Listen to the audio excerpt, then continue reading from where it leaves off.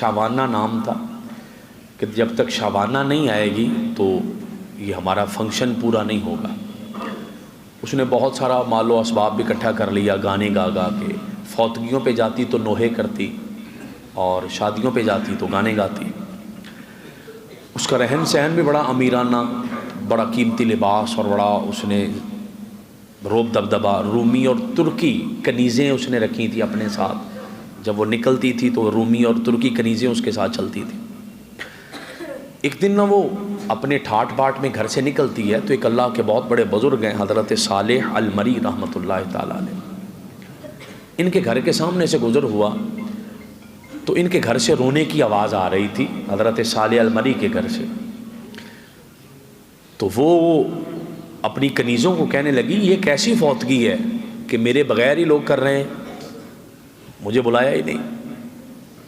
اس نے نا اپنی کنیزوں کو بڑی حیرت سے دیکھا کہ میرے بغیر یہ پروگرام کیسے ہو سکتا ہے۔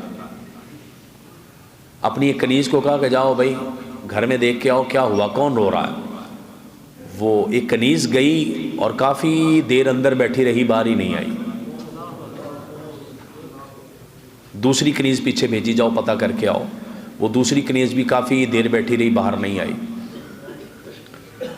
تیسری کنیز کو کہہ کے بھیجا بھی جلدی باہر آ جانا ہے، اندر نہیں رہنا، جلدی باہر آ جانا اور مجھے آ کے بتا کہ ہوا کیا۔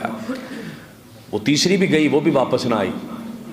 چوتھی کنیز پیچھے بھیجی، تو نے واپس آنا ہے اور آ کے مجھے بتانا ہے، پھر چاہے واپس چلی جانا۔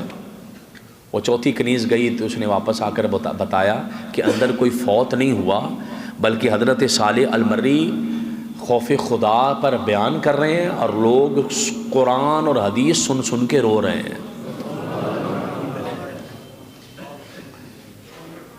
یہ کہنے لگی یہ کیا بات ہے۔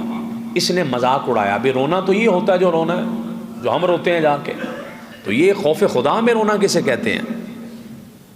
یہ شبانہ نام کی عورت مذاق اڑانے کے لیے اندر گئی کہ میں جا کے مذاق اڑاتی ہوں، تو جب اندر گئی تو قدرت نے اس کے دل کی دنیا پلٹ دی۔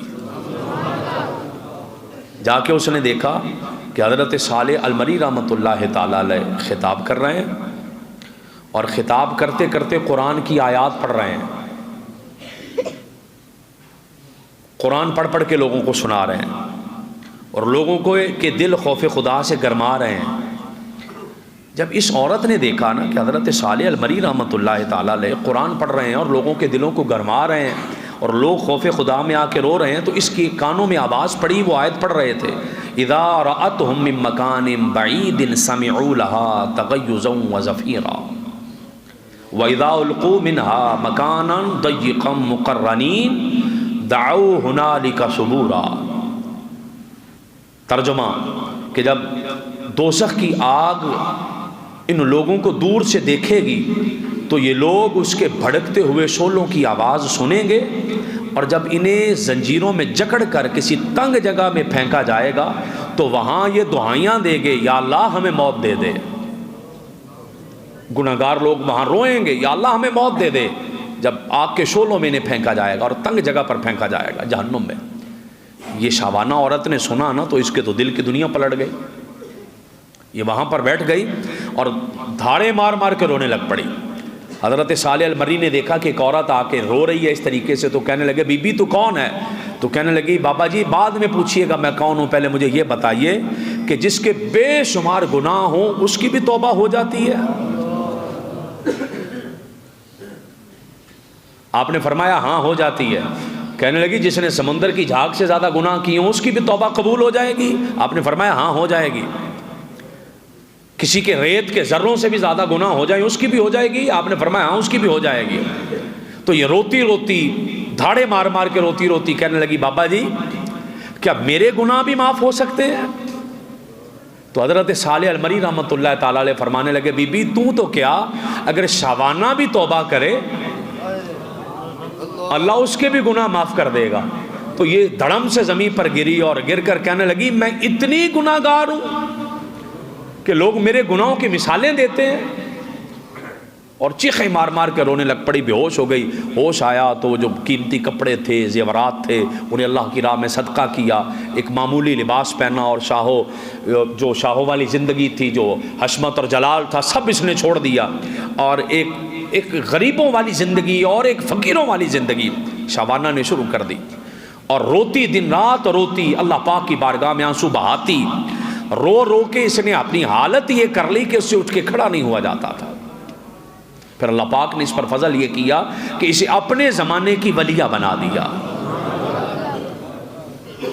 کاش ان قبولیت کے لمحات میں جب ہم مسجد میں آئے ہیں تو آج سمجھ کے جائیں کہ ہم نے اپنے گناہ معاف کروانے ہیں۔ حضرت عبداللہ بن مبارک رحمۃ اللہ تعالی علیہ بہت بڑے اللہ کے ولی اور بزرگ ہیں۔